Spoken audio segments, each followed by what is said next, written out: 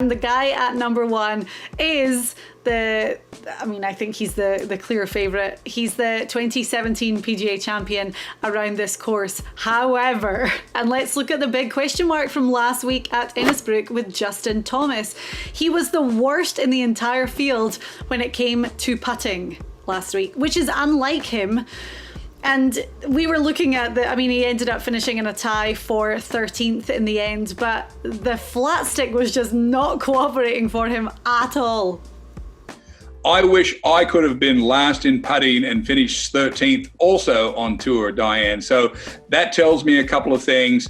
He's hitting the ball great, maybe lost his patience. He's going back to a very familiar spot here. When I think of JT's game, he's a super power player.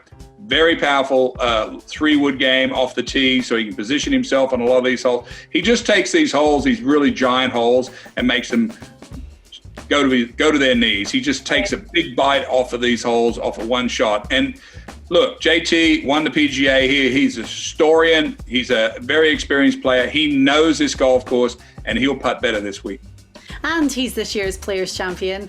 We saw him, and actually let's talk about this, because when he played the 16th in the final round of the Players at TPC Sawgrass, the par 5, he hit a shot that immediately got your attention, and that just kind of showed the flair and finesse that he has when it comes, you mentioned, using his 3-wood.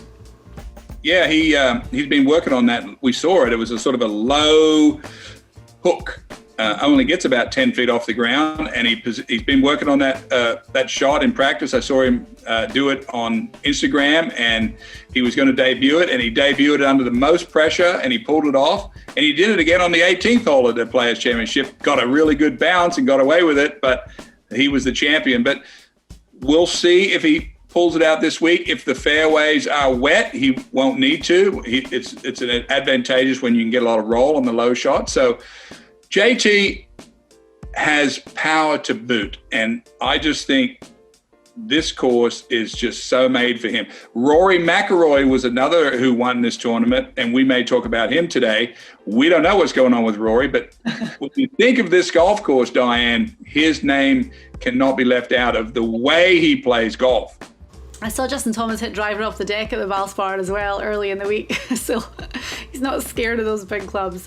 And we know that he's a perfectionist. We know he's such a competitor. He would have been so frustrated with his performance on the greens. So guaranteed, him and his dad are going to be working on that back at a course that obviously very fond memories at. So Justin Thomas is our number one this week.